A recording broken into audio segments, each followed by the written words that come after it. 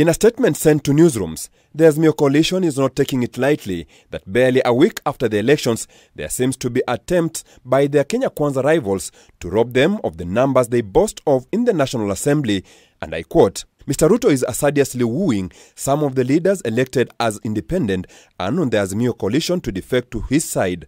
This is a practice that was used in the KANU era to defeat the independence of the legislature and retard the growth of multi-party democracy.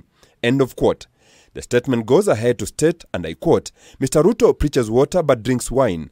He ought to know democracy requires vibrant pluralism in which different political parties compete on issues. Attempts to cannibalize Azimio by corrupting its members will not succeed.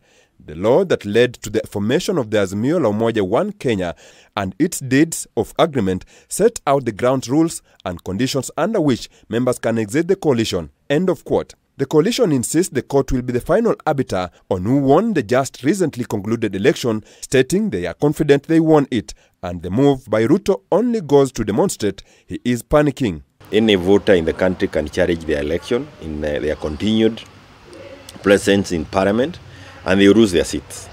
Equally, if you are elected on a particular political party, I urge that you desist from being tempted to practice political pastoralism.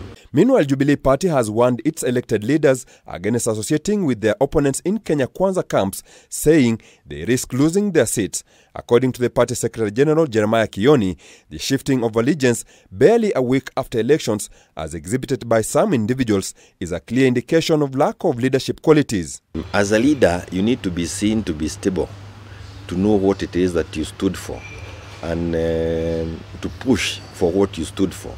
Those who voted for you on whatever platform they did is because you were able to convince them that that is a good platform. Kioni was speaking after a meeting with Jubilee Party elected leaders in Nakuru.